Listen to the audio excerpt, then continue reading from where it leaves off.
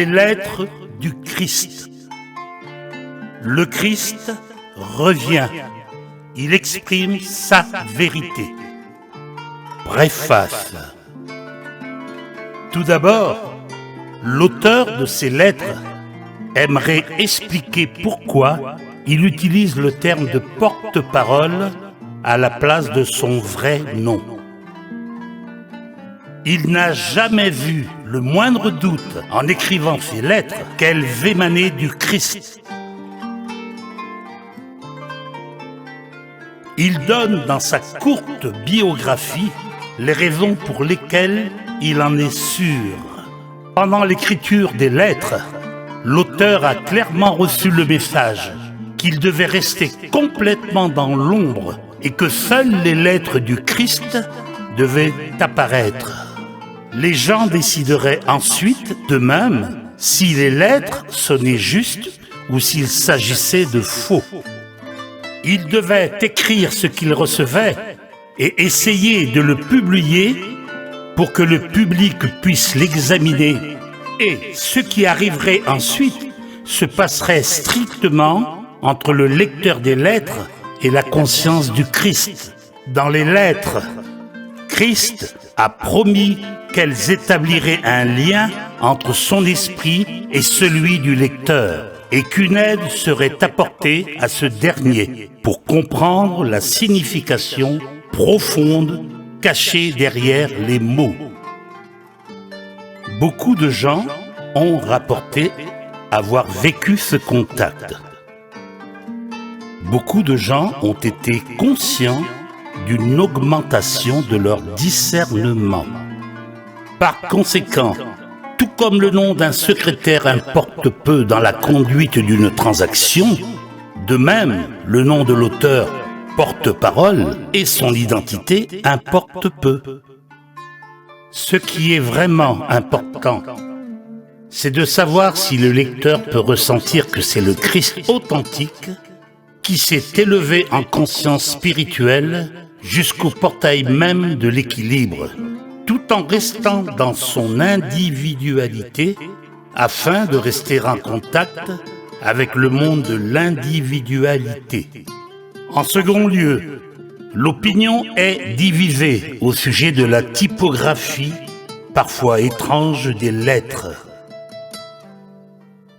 Il aimerait expliquer que, pendant que le Christ imprégnait son esprit de mots et d'images, il a également ressenti, jusqu'à un certain point, les impressions que le Christ a ressenties en vivant les événements qu'il décrit maintenant. En revenant aux vibrations de cette époque, le Christ y pénétrait et les relayait à travers son esprit. Il était tout simplement impossible d'écrire les lettres en texte simple ou même en n'utilisant que des italiques. Il lui arrivait souvent, lorsqu'un nouvel élément pénétrait son esprit, de se demander comment il allait pouvoir s'en tirer. Vous comprendrez ce qu'il veut dire lorsque vous lirez les lettres. Et donc, pour indiquer qu'une déclaration puissante provenant de l'esprit du Christ entrait dans le sien, il a utilisé des vitaliques, des lettres en gras et des majuscules. Les gens se plaignent de ce que cette typographie les gêne dans leur lecture.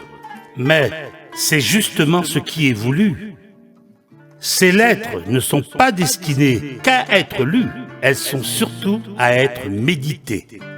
Et ceci signifie qu'il faut vous arrêter sur les mots en gras, qui arrêtent le flot des mots, et à penser à ce que ces mots essaient de vous transmettre. Il faut vous rappeler sans cesse que lorsque le Christ essaie d'atteindre votre intelligence humaine, il parle de vérité qui dépasse de loin votre propre expérience de vie dans ce monde. Il vous faut entrer dans la dimension de l'infini afin d'essayer de comprendre ce qui vous est dit. Et donc, si vous passez une demi-heure à méditer un paragraphe écrit d'une manière étrange, c'est une demi-heure bien utilisée si, graduellement, votre esprit s'ouvre à de nouvelles possibilités qui dépassent votre pensée actuelle. Lorsque vous atteindrez en confiance la conscience du Christ, en demandant l'illumination, elle vous sera certainement conférée, pas nécessairement à ce moment, mais peut-être, waouh! Quand vous vous y attendrez le moins, la réponse vous viendra comme une flèche à l'esprit. Et vous saurez alors que, oui, c'est cela, c'est la vraie réponse. Le Christ revient, il exprime sa vérité. Introduction. Il dit: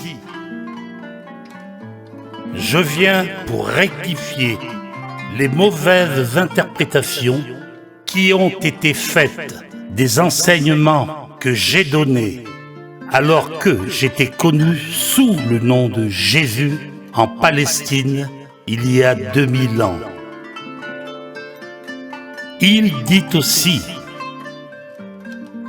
du fait que les peuples abordent une crise mondiale qui prend des proportions gigantesques, il est vital pour leur survie que moi, le Christ, je puisse m'adresser à tous ceux qui écoutent. Car vous savez peu de choses au sujet des véritables processus de création dans lequel vous jouez vous-même un rôle majeur. Il est impératif que vous les compreniez suffisamment pour pouvoir vous engager dans la mise en pratique d'une vision plus élevée pour le bénéfice de toute l'humanité. Comme il est impossible à ma conscience spirituelle de prendre une forme humaine afin de pouvoir vous parler directement, j'ai déprogrammé un esprit réceptif et obéissant, et je l'ai préparé à recevoir ma vérité et la transcrire en mots. C'est ma porte-parole. La porte-parole. Avant de lire les lettres du Christ, il se pourrait que vous vous demandiez comment s'est réalisé cet exercice spirituel de transmission de conscience. Le travail consistant à se préparer à devenir la porte-parole du Christ a commencé il y a 40 ans, lorsque, alors, chrétienne engagée, rencontrant de graves difficultés dans son métier de fermière et demandant de l'aide au Christ, elle reçut une réponse inattendue et puissante, l'obligeant à réexaminer et à rejeter tout dogme religieux. L'illumination s'ensuivit et le dirigea clairement dans de nouveaux domaines de travail et d'études. Il a alors fondé une entreprise de contact avec les gens, A Business Dealing with People, qui est devenue florissante. Pendant 7 ans, il a eu du succès et beaucoup de bonheur. Pour croître en compréhension spirituelle, il a ensuite traversé diverses expériences humaines très traumatisantes. Et après beaucoup de souffrances, il en a tiré la leçon, avec douleur, mais avec profit. Puis, les a transcendés spirituellement. Un soir, en réponse à ses prières et ses demandes de conseil, la présence de Christ, qui est devenu une réalité, lui a donné la preuve irréfutable de son identité.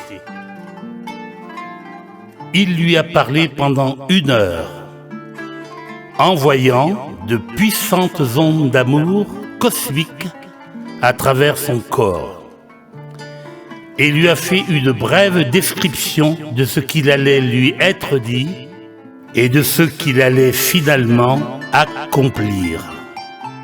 2 semaines plus tard, le Christ l'a conduite à travers une expérience transcendante d'union consciente avec Dieu.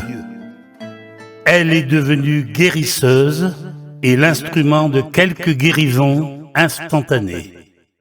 De 1966 à 1978, à des moments importants de sa vie, en réponse à ces questions, le Christ l'a instruite au sujet de principes spirituels et scientifiques qui sont maintenant expliqués par le Christ dans ses lettres. En 1975, il a vécu une nuit de vision décrivant les événements qui allaient se produire entre 1983 et 1994, lesquels se sont tous réalisés. Il lui a été répété qu'il aurait un travail à accomplir dans le futur. Finalement, après de nombreuses vicissitudes, toujours adoucies par son lien puissant avec le Christ, sa compréhension qui allait s'approfondissant et son expérience personnelle de la cause première, il a été amené à son domicile actuel. Là, il vit depuis 20 ans une vie de plus en plus solitaire, parfois en contact clair et rapproché avec le Christ, et parfois abandonné afin de renforcer sa foi et sa patience dans les moments de sécheresse spirituelle. Ces 4 dernières années, il a passé par une purification mentale et émotionnelle, et c'est ainsi qu'il a atteint son but, la paix intérieure et la joie parfaite. Le Christ lui a fait vivre un processus graduel mais très clair de raffinement. Lorsqu'il a été parfaitement débarrassé du « moi », malléable et réceptive, la voix a commencé à dicter et les lettres ont commencé à prendre forme. Ces lettres sont entièrement l'œuvre du Christ. Rien dans ces lettres ne provient d'autres livres, bien que ces dernières, certains auteurs aient apparemment tiré une grande partie de leur inspiration du rayonnement de vérité conscient du Christ. Tous ceux qui sont en harmonie avec cette conscience sont grandement bénis. Je ne suis que la porte-parole, rien de plus.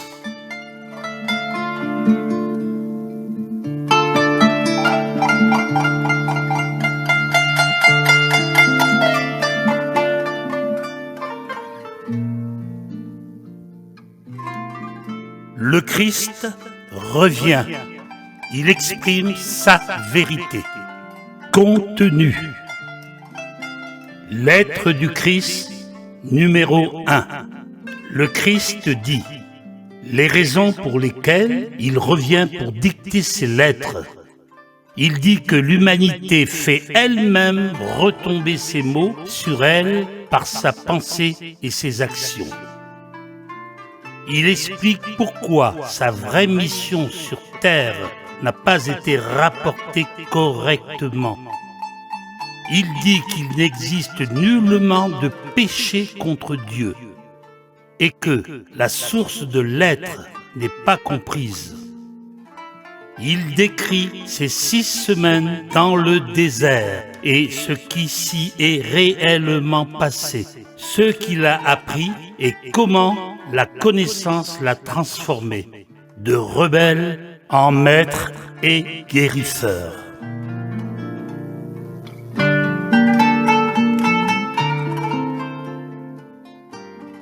Lettre numéro 2.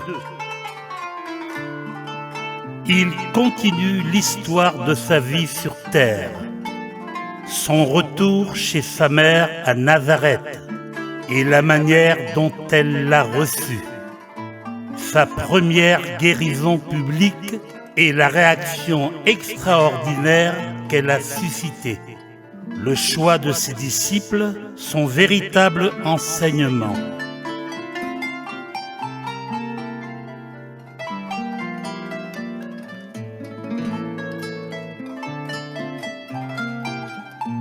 Lettre numéro 3.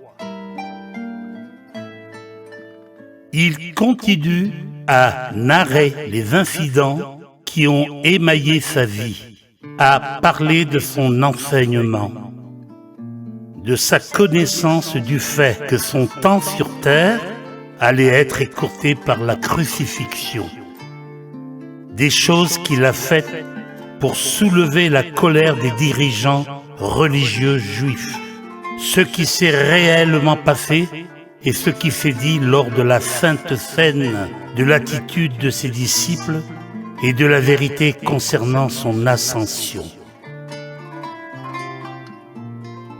Lettre numéro 4. Christ rassemble les fils de son enseignement en Palestine et dit que lui, Mahomet, Bouddha et d'autres maîtres continuent à évoluer spirituellement jusqu'à ce qu'ils ascensionnent dans la conscience christique. Christ parle de la vérité de la relation sexuelle, disant que l'attitude entre les hommes et les femmes finira par changer. Un progrès spirituel aura lieu et les enfants naîtront avec un nouveau potentiel spirituel. Lettres numéro 5 et 6. Christ commence à expliquer le véritable processus de création.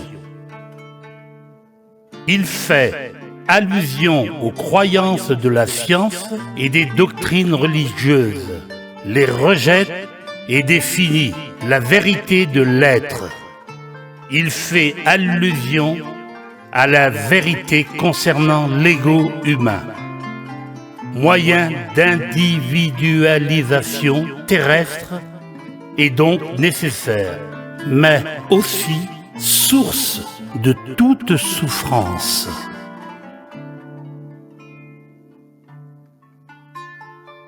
Lettre numéro 7. Le Christ décrit la vérité concernant l'acte sexuel, ce qui se passe réellement au niveau spirituel et physique. Comment les enfants naissent à divers niveaux de conscience. Il explique la place des hommes et des femmes dans l'ordre du monde.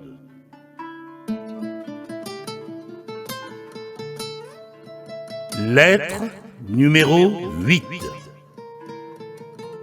Le Christ explique la réalité de l'homme et de la femme, comment vivre les lois de l'existence et arriver à l'état d'être harmonieux et béni, dans lequel toute chose arrive en abondance, où la guérison est restaurée et où la joie devient un état d'esprit naturel.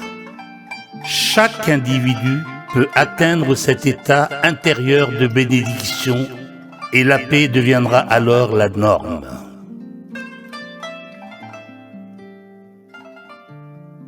Lettre numéro 9. Le Christ rassemble les conclusions de ces autres lettres et dit clairement comment surmonter l'ego, retrouver sa propre estime et expérimenter la joie de la parfaite paix intérieure.